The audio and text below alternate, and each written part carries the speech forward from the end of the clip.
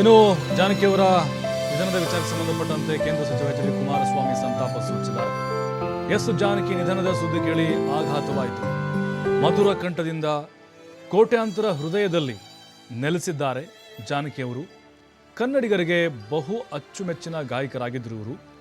ಅವರ ನಿಧನ ಗಾನ ಲೋಕದಲ್ಲಿ ಬಹುದೊಡ್ಡ ಶೂನ್ಯವನ್ನು ತಂದಿದೆ. ಅವ್ರು ಬಿಟ್ಟು ಹೋಗಿರುವಂತಹ ಸಂಗೀತ ಸಂಪತ್ತು ಅಮರವಾಗಿರುತ್ತೆ ಯಾವಾಗಲೂ ಕೂಡ. ಆ ಗಾನ ಸರಸ್ವತಿ ಆತ್ಮಕ್ಕೆ ಚಿರಶಾಂತಿ ಕೋರ್ತೀನಿ ಅಂತ ಎಚ್ ಡಿ ಕುಮಾರಸ್ವಾಮಿ ಸಂತಾಪವನ್ನು ಸೂಚಿಸಿದ್ದಾರೆ. ಯಾಕೆಂದರೆ ಅವರ ಗಾಯನಗಳು ಹಾಗಿತ್ತು.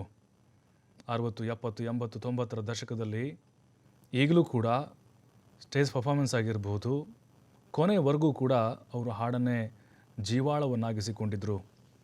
ರಾಜಕೀಯ ಕ್ಷೇತ್ರದ ಗಣ್ಯರು ಕೂಡ ಕಂಬನಿ ಮಿಡಿತಾ ಇದ್ದಾರೆ, ಸಂತಾಪಗಳನ್ನು ಸೂಚಿಸ್ತಾ ಇದ್ದಾರೆ. ಕುಮಾರಸ್ವಾಮಿ ಅವರು ಕೂಡ ಅವರ ಸಾಧನೆಯನ್ನು ಈ ಸಂದರ್ಭದಲ್ಲಿ ನೆನೆದು ಟ್ವೀಟ್ ಮಾಡುವ ಮೂಲಕ ತಮ್ಮ ನೋವನ್ನು ವ್ಯಕ್ತಪಡಿಸಿದ್ದಾರೆ.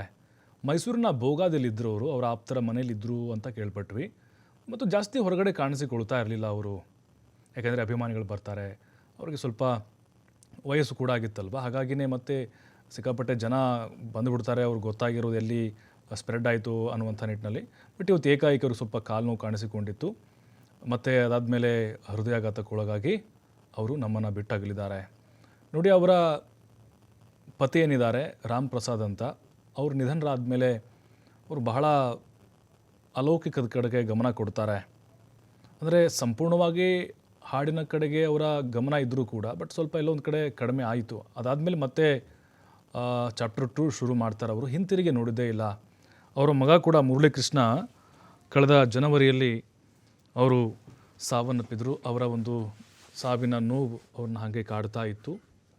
ಗಾನ ಸರಸ್ವತಿ ಜಾನಕಿಯವರು ಅವ್ರ ಕುಟುಂಬದಲ್ಲೂ ಕೂಡ ಸಾಕಷ್ಟು ಏಳು ಬೀಳುಗಳನ್ನು ಕಂಡಿದ್ದಾರೆ.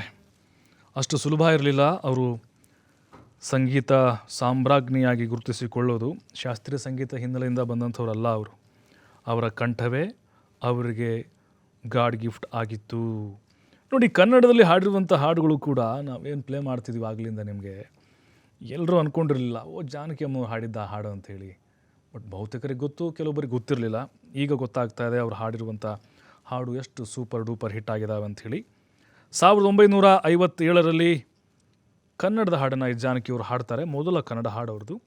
ಅನಂತರ ನಂಬರ್ 1 ಕನ್ನಡದ ಗಾಯಕಿಯಾಗಿ ಅವರು ಮೆರೆದಂಥವರು. ಜಿ ಕೆ ವೆಂಕಟೇಶ್ ಆಗಿರ್ಬೋದು, ರಾಜನ್ ನಾಗೇಂದ್ರ, ಅಲ್ಲಿಂದ ಹಿಡಿದು ಹಂಸಲೇಖವರೆಗೂ ಕೂಡ ಎಲ್ಲ ಸಂಗೀತ ನಿರ್ದೇಶಕರಿಗೂ ಕೂಡ ಎಸ್ ಜಾನಕಿಯವರು ಬಹಳ ಫೇವ್ರೇಟ್ ಆಗಿದ್ದರು. 2014ರಲ್ಲಿ ಜಾನಕಿಯವರಿಗೆ ರಾಜ್ಯೋತ್ಸವ ಪ್ರಶಸ್ತಿನ ನೀಡಿ ಗೌರವಿಸಲಾಗುತ್ತೆ.